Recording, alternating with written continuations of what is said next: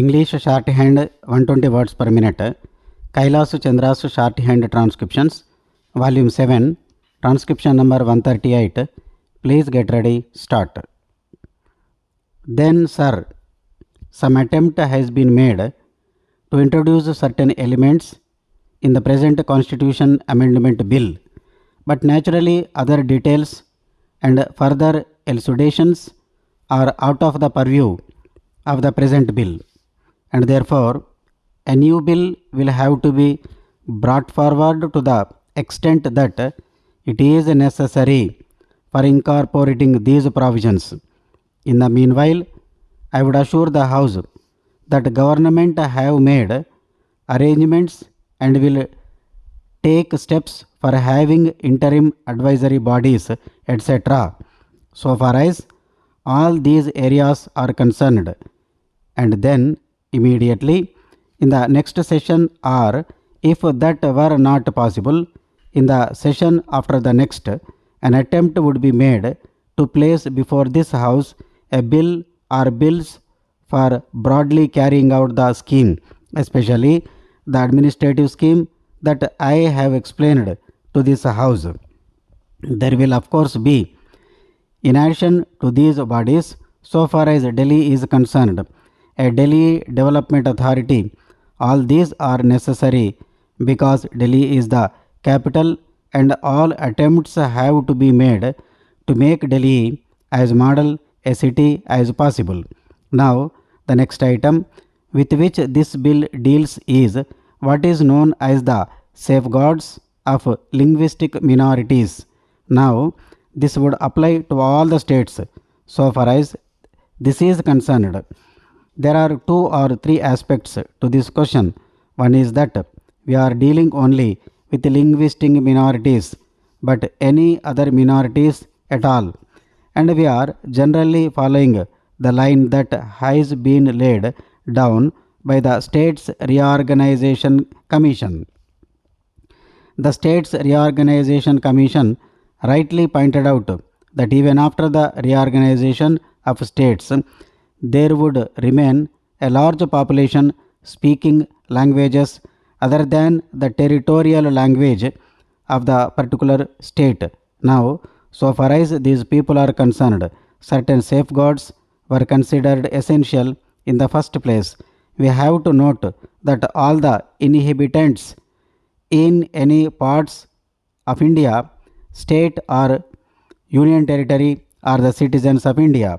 They have a common citizenship, and the rights of common citizenship will naturally be available in all respects so far as the linguistic minorities in different parts are concerned. But it is essential that as far as possible, the interests of the linguistic minorities should be safeguarded to the extent that it is necessary.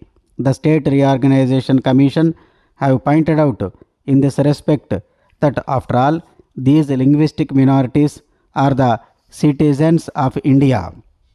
Now, sir, so far as the States Reorganization Commission was concerned, it was stated that as far as possible, there ought to be no statutory safeguards as such except to the minimum extent, and whatever it has stated has been accepted.